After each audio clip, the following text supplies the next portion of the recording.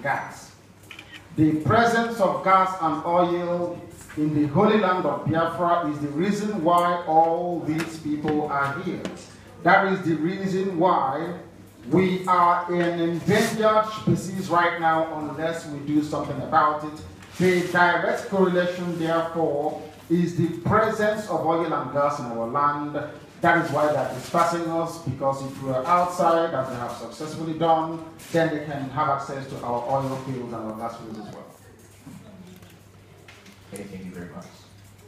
And what is the relationship, if Biafra is allowed self-determination, what role do you think would Biafra currently living abroad will be able to play in the new Biafra? They will be able to influence what we are doing in a very huge way. We are all over the world. We are here in Japan, we are in the USA, we are all across Europe.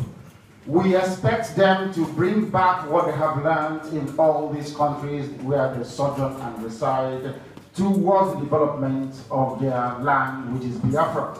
You cannot live in Japan where you have beautiful structures, good roads, good education, where you can have access to water, potable water to drink, where there is wall-to-wall electricity, where you have magnificent buildings. You then come back and then allow your place to be so ramshackly run and to be a dustbin where people can come and throw things about. And I will give you a very simple example.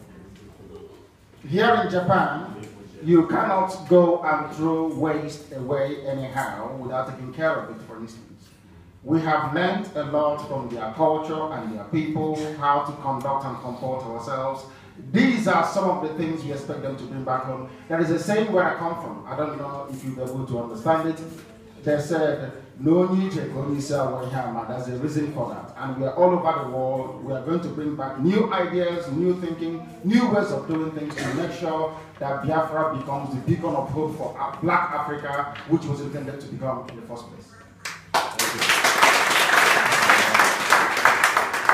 What are some of the future activities, initiatives, and investigations you would like to launch that could benefit the most from strong support from Biafrans living outside Nigeria?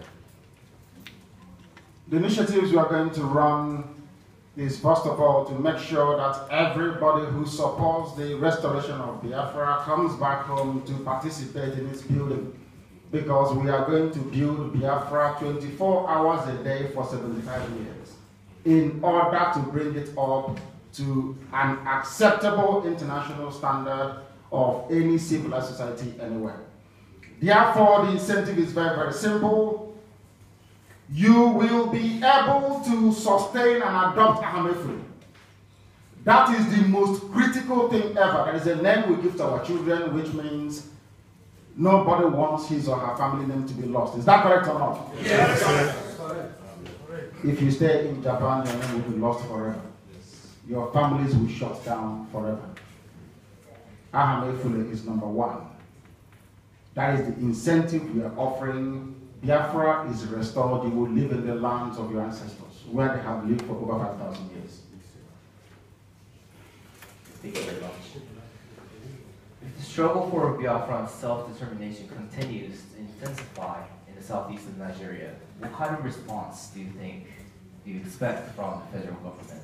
And what can Biafrans do to prepare for this response?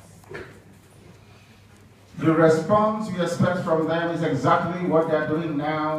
On the 30th of August, without any warning or any prior announcement, they massacred our people at Onisha, people that came out to evangelize, to distribute leaflets, peacefully, I hasten to add. They killed them. Right now, as we are speaking, they are arresting people listening to a radio station. If you're caught listening to Radio Biafra, you will be arrested. Not even under the dark days of Idi Amin Dada of Uganda did such repression ever take place anywhere on African soil. But under the governance of Buhari, a confirmed terrorist and child rapist, are these heinous crimes being perpetrated against innocent people. We expect killings, we expect mass arrests, we expect kidnappings and intimidation. The question therefore is, Is any of these going to deter us or stop us? The answer is no. We continue to do exactly what we are doing. We continue to counter them by preaching this very gospel in truth and honesty. Nobody can come out and say that what we are preaching is false or that is wrong. Everybody acknowledges that Radio Biafra speaks the truth, that the activities of IPOB all over the world is peaceful and entirely consistent with international norms and laws. Have we ever been arrested in Japan for participating in IPOB before? No. Have you heard of any report anywhere where any government of the world said that IPOB family members were being unruly? No. Are we unlawful people? No. We continue that way, to remain lawful, and to insist on our rights to exist as a free people, as ratified by the United Nations. That's exactly what we are doing. Thank you very much. Imagine Biafra is already its own nation, starting today. What challenges would be most important to address immediately? How would you advise the Biafran people to start addressing them? The most pressing need we'll have will be in the areas of cohesion, national consciousness, and of course, the provision of long-lasting infrastructure.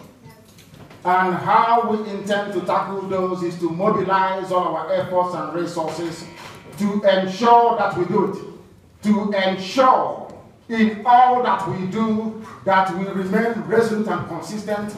We have, as I said, a 75-year plan.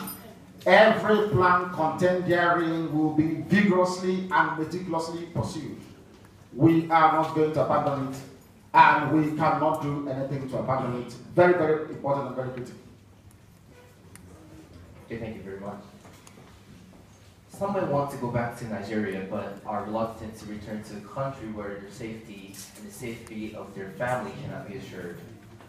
What is your advice to Biafran who wants to return to Nigeria to help build a new Biafra, but are concerned about losing the peace of mind they have been able to achieve while they are abroad? What I recommend to them is that to keep your families abroad. If you're coming back to Biafra land, you must be prepared to fight to defend our honor and integrity. If you're coming back home, you're coming to fight. If you cannot fight, you stay abroad and you contribute. Because they are coming to fight us. That is obvious. If you bring your families back home right now, you may be subjected to harassment and intimidation. That may cascade down to other people being afraid as well. So what you need to do is, if you're prepared to fight, you come down. If you cannot fight, you stay outside and support. I will not recommend anybody coming back home now, because the territory is very, very hot indeed. The intimidation, the mass arrests, the shootings and the killings is gathering momentum because they know that we are at the precipice of leaving that very damnable zoological republic. Thank you very much. How do you see the relationship between Nigeria and Japan? Is it so tight or so close that they will not listen to us? The relationship between the zoo and Japan could best be described the same way that countries relate to one another or to each other. International protocol, of course, forbids Japan from offering Biafra an overt support. What they can do is insist on certain norms of international law and rule insofar as human rights is concerned. What Japan can do, for instance, is to impress upon the dictatorial government of Buhari to stop the flagrant abuses of human rights in Biafra land. That is one very important thing they can do. We cannot ask Japan to sever diplomatic ties with the zoo called Nigeria, because that is their lever of influence. That's how they can exercise influence over them. But what they must insist upon is to seek very rigorous adherence to international norms and the rule of law. As I said previously, insofar as human rights violations are concerned. We cannot stop them from being together, the same way that nobody can stop Biafra from coming. Thank you. How do you want Japan to support, and what will Japan gain from Biafra if they support Biafra freedom? We have a natural affinity with Japan, as I said earlier, because if anybody wants to compare Biafra to any other society or country, the first country they mention is Japan. Am I correct? Yes. They say we are the Japanese people, and we welcome it wholeheartedly. What we want Japan to do, as I said, is to compel the Nigerian government, the zoo government, to adhere to the provisions of the Universal Declaration of the Rights of Indigenous People, that we as Biafrans have an irreducible, inalienable right to determine for ourselves our fate, our future, our nationhood, our identity as a people. That's what Japan to do. To insist on the document that was vigorously debated and passed by the UN to be obeyed by Nigeria and every other force around this very earth. Also to prevail upon Britain, to let them understand that Biafra is here to stay.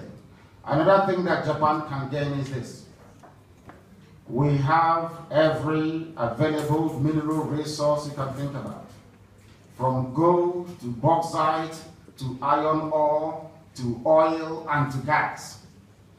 I would prefer to give oil and gas to Japan than to Britain. Won't you agree with me? Yes.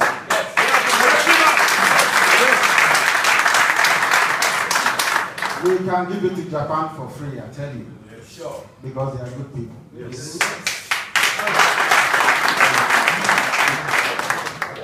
What do you want from Biafrans in Japan? I mean, how can they help to make sure Biafra regain her freedom? They need to support our activities as a nation, because IPOB is not a group or a movement. We are a community of people that represent a country, and that country is Biafra. So we want each and every one of them